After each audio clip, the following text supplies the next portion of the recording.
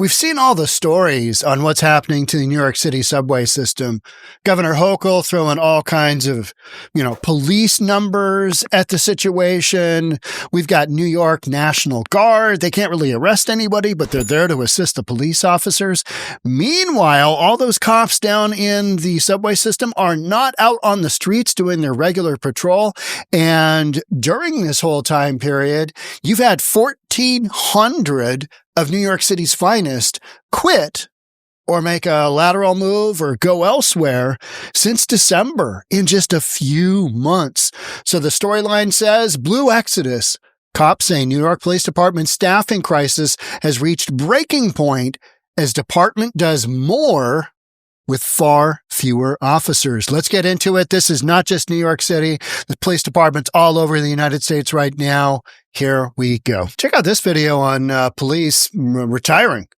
This was kind of an interesting one. In regards to police officers, whereas before, people say, thank you for being here. Thank you for protecting us. This NYPD officer has been on the beat in Queens for 19 years and he may retire next year. The spike in NYPD officers quitting or retiring as soon as they are eligible started in 2020. Cops leaving in record numbers following the Defund the Police movement and protests about police brutality in the wake of George Floyd's death. This crowd is proof what's on the minds of New York City police officers is to exit the NYPD. The line wraps around the building. 800 off-duty New York City police officers waiting outside the catering hall in Queens Village to go inside to a meeting about retirement benefits. We have significantly more retirees than active members. This session filled up so quickly, another one is planned for another 800 cops next month. Those are retirees.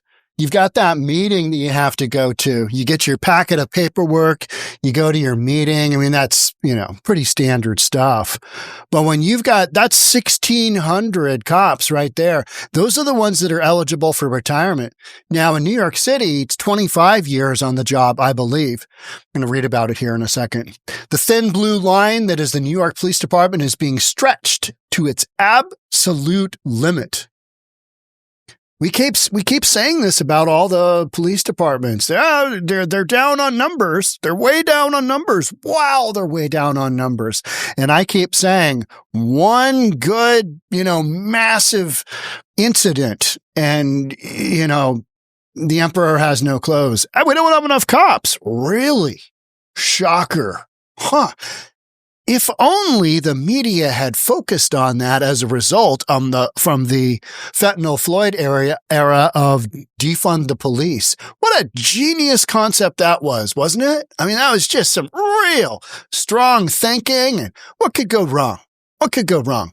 This is what has gone wrong. Police officers have told AM New York that the department's staffing crisis has reached a breaking point, with cops withdrawing from the country's largest police department in droves, leaving areas of the Big Apple woefully unprotected. Because when they're down in the subway, they're not out on the streets. So there's this massive spotlight on the subway, but that's a part of New York City, right? New York City's got like 8 million residents. New York Police Department's headcount is the smallest it has been in more than 3 decades. And I believe that is the same for both Portland and Seattle. Not sure about San Francisco, but nobody has an abundance of cops right now. They just don't. It's not a field that people have wanted to go into. They've looked at what happened to cops during the whole fentanyl Floyd thing, and people are like, no, that's not an industry I want to get into. I get sued for doing my job. I mean, there's or worse yet, killed because you can't adequately police the way that you need to. You need to be able to bang some heads. I'm sorry, you just do. And by that, I mean, you got to be able to take control of situations, and you can't as a police officer. That's why you've got so many of these protesters going against other protesters, and the cops are just like, we're not getting involved. You guys have made it quite clear that you don't want us getting involved. So we're just going to let whomever run around and, they're not doing their jobs. So police officers are doing more than before, from overnight subway patrols to fighting fare evasion. to supporting counterterrorism efforts, to patrolling protests and other duties on top of their regular schedule of protecting a city of more than 8 million people. With the rank and file numbers dwindling, the existing staff is picking up the slack with large amounts of overtime. Now, you see the stories where these cops make $200K, base salary plus something else, and then overtime is like $200,000. I mean, just incredible. But they are literally giving up their lives to do that. And a lot of it has to do with there is that much opportunity for overtime because you don't have enough cops to go around. So, hey, Jimmy, we're going to need you in on the office. If you had a corporate job, Officer Jimmy, we're going to need you to come in on Saturday and Sunday and every other day that ends in Y. That's just the scenario. That's the deal right now with police officers. And you'll literally hear like leadership say, well, we're all banding together and we're all, we're picking up overtime shifts. How long can you do that before people absolutely burn out and quit? Well, now, that's what's happening to New York City police officers. While financially lucrative, the overtime for the officers, it nonetheless taxes many cops to the point of burnout. Who wants to run around and have a job where they're working tons and tons and tons of hours? Nobody really cares about them. In fact, people are gunning for the cops because you've just created this situation with the whole defund the police thing, this mentality shift that's just, it's working wildly against all these big blue Democrat-run cities. According to data obtained by AM New York, some 1,400 cops have left the job since December alone. That's the stat that caught my eye. And the city is scrambling to figure out how to stop the blue exodus. Well, it's not just New York City. It's cities all over the country that defunded their police, basically took a huge crap on policing as a profession, and then wondered, why don't we have enough police officers to instill some sense of public safety? I don't get it. What happened? And you're like, were you not here during the whole fentanyl Floyd thing where you allowed everybody to just run around and, loot stores, light stores on fire? I mean, you were here for that, right? And you basically told the police to stand down? You were here during that time period? Okay. This is fallout from that. This is fallout from just the overall attitude towards policing. You demonize policing, this is what you get. This is what you get. Pat, one of the officers who spoke to AM New York for this story on the condition of being almost anonymous, has been a cop for over a decade and works out of a precinct in Manhattan. As the son of a police officer who worked in Nassau County, he grew up hearing stories about law enforcement and his father, who revered his colleagues working in the Big Apple, called the New York Police Department the Big Job. Makes sense. I mean, it's like that is the holy grail of policing, right? However, over the decades, something changed. That big job is no longer desirable, and police officers are packing up and moving on to other departments, leaving very few cops to patrol the streets. In my section of Manhattan, this is an important kind of breakdown here. So if you're not paying attention because I'm boring, just listen to this one little section here, right? My section of Manhattan, we cover about 27 pretty densely populated blocks. You get 27 blocks. And it used to be that the minimum manning, they call it, that you would have for that shift for 27 blocks would be 8 patrol cars, which is about 12 people. My command loses 20 cops a year. Pretty much every year they're losing 20 cops. At this point, it's 4 cars. Half. That's half of what minimum before.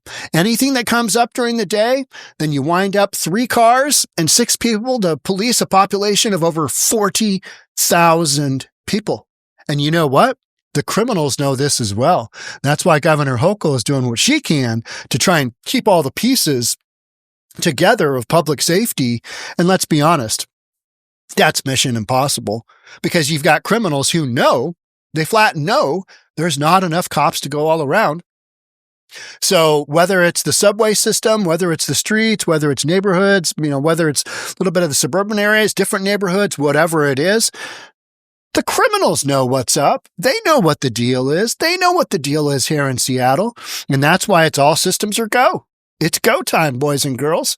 Let's get out there and commit those crimes, because why not? Why not? Now, there's a narrative right now going around that in all the big blue liberal cities, crime is way down. Well, that's because crime is way down from extreme highs. And so when you do bring it down a little bit, hey, looking good, 2 thumbs up. But what's happening with your vacancy factors in those areas? What's happening with your vacancy factor in New York City? What's happening with your vacancy factor for commercial in Seattle, in Portland? It's still climbing. It's still climbing. You've still got businesses left and right pulling out. So if criminal activity is going down, wouldn't you have just a rush of businesses back into the central core? Yes, you would. Yes, you would. Are we having that? No, we're not. We're not having that. So you tell me which direction things are going. You know, maybe we're at that equilibrium point of, well, activity's coming down. Okay, we're doing an emphasis back on public safety now. Got to get those streets clean because, you know, the revenue from the commercial buildings, it ain't there. And everybody's got budget issues right now. All that pandemic money is gone. According to Pat, our police officer, this puts the public at risk. He says that due to the lack of cops on the job, 911 response times are rapidly rising. All right. That's not difficult to understand. Don't have enough cops. Can't get to the whatever the incident is. 911 response times rising, causing officers to hold 5 different calls for assistance on the back burner at any given time as they work their way down the list. So if you don't have a crime, you're not calling in a major crime where somebody's bleeding out. Yep. We'll get to you when we can.